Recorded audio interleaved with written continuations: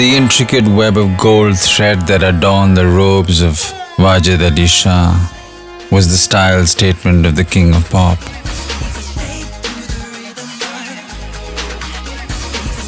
Zardozi means embroidery done with pure gold or silver wire, or zar, plated with gold, called kalabattu.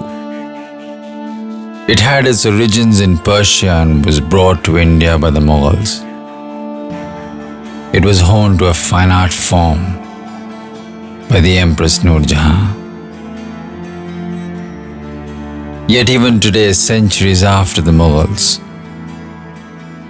this craft is practiced, especially in Lucknow.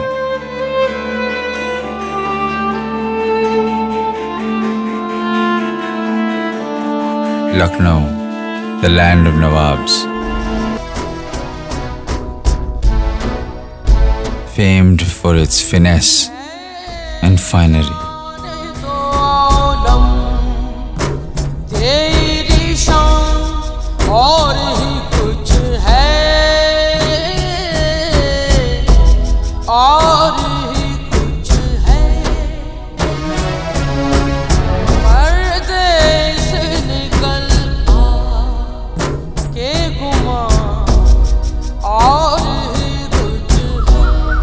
Whether in its exquisite architecture,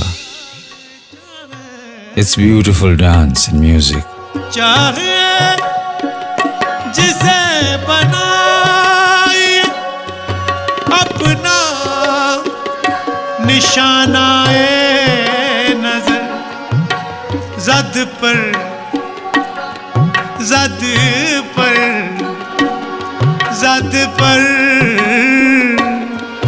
ज़द पर तुम्हारे तीर के its elegant costumes or its artistic jewelry.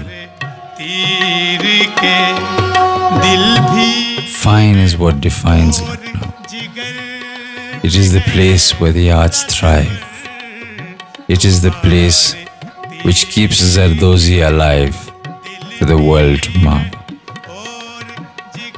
It took 40 hours to sew on the rhinestones of Michael Jackson's famous glove. Can you imagine how many hours and how much deft artistry it took to make this? That's how many, often more. It's not the number that defined the art, but the deftness.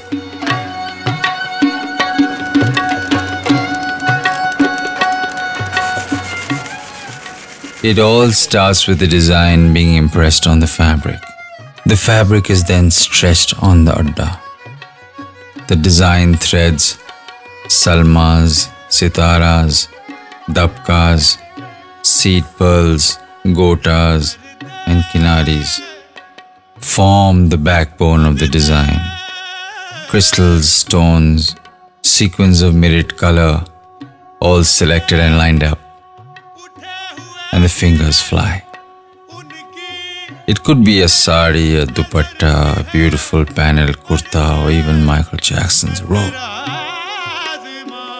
The legacy lives on right here in the lanes of Lucknow.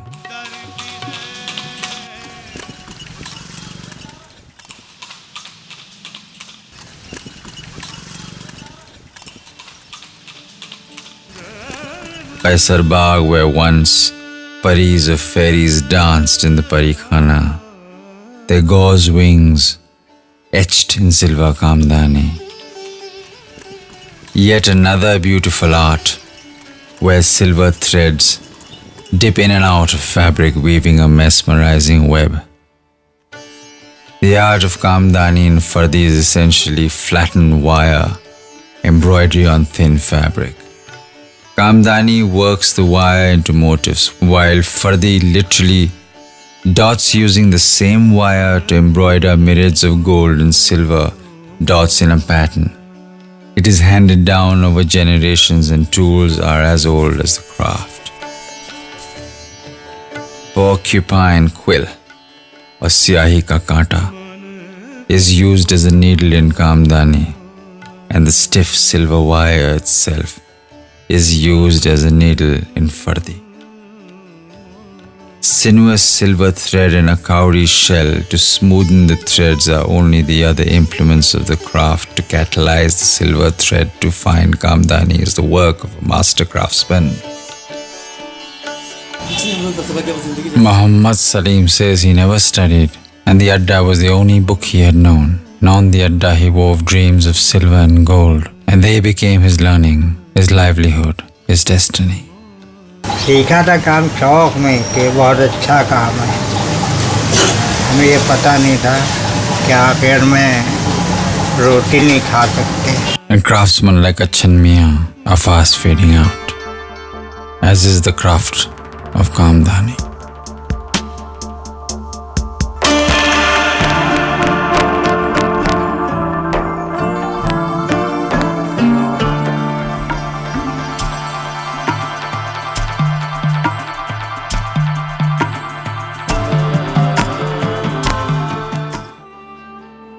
From the celestial silver or the grandeur of gold, we now see yet another art, simple in its sublimity, refined in its elegance.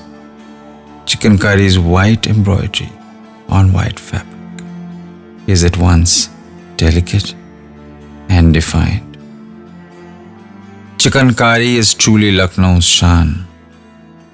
The word chikan originates from the Persian word chikin and meant elaborate, elegant patterns on fabric.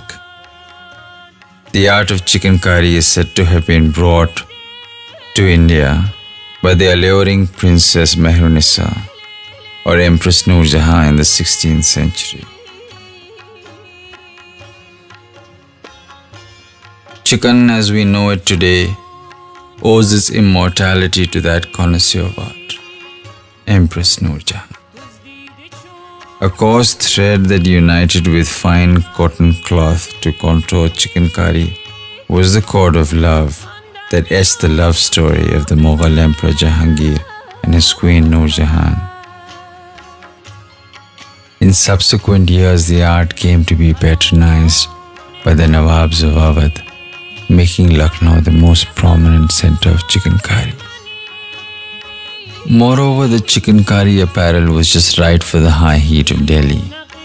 The delicate white muslin was brought over from Dhaka, whose rivers, it is said, bleach the fabrics a whiter white.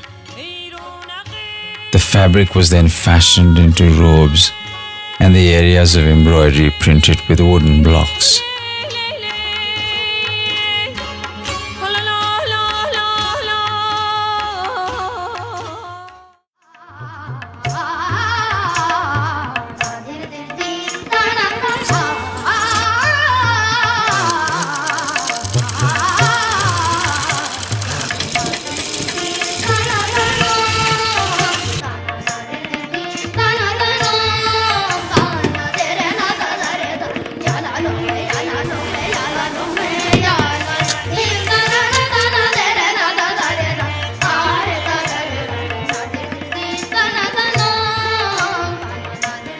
These panels were then embroidered by the chikankari stitches. Chikankari etches out Persian motifs of flora and fauna in a repertory of 36 stitches. जो टाके हैं 32 टाकों में chicken के उसमें से बना रहे हैं वोल स्टिच और मुर्री और बाखिया, बंदा, घास पत्ती, कील, कंगन, बिजली, ये खास टाके हैं. Stitches like tepchi, which is a long-running or darning stitch, worked with 6 strands. Principally, it is used as a base and to form simple shapes. Bakhia or shadow work is one of the preeminent stitches of chikankari. The reason for the name shadow is that the embroidery is done on the reverse and merely the shadow of it is seen. Hool is a fine detached eyelet stitch. A hole is punched in the fabric and the threads are teased apart. It is then held by small straight stitches all around, often forms the center of a flower. Murri is the stitch used to embroider the center of the flowers in chicken work motifs. They're typically French knots that are rice-shaped. Murri is the oldest and most sought-after form of chicken The jali stitch is the highlight of chicken and makes it both intricate and delicate. To create a jali, the warp and the weft threads of the fabric are carefully drawn apart, and minute buttonhole stitches are inserted into the cloth. And one such jal travelled across the 7 seas and beautifully nestled itself in the bodies of Josephine de Beauharnais' gown in the same fashion as it did Napoleon Bonaparte's love for her. From then till now, these crafts have travelled across time, across borders, and have been regaled for their finesse, like Catherine of Aragon, arriving in England in 1501 with embroidered black work from Spain as part of her trousseau. The Renaissance court costume was often elaborately embroidered, as were the clothes of the medieval church. European embroidery was celebrated, and were the indulgences of the rich, the powerful, and the famous. But alas, mechanization took its toll, and when iron bearing take over, the artistry of nimble fingers is lost forever.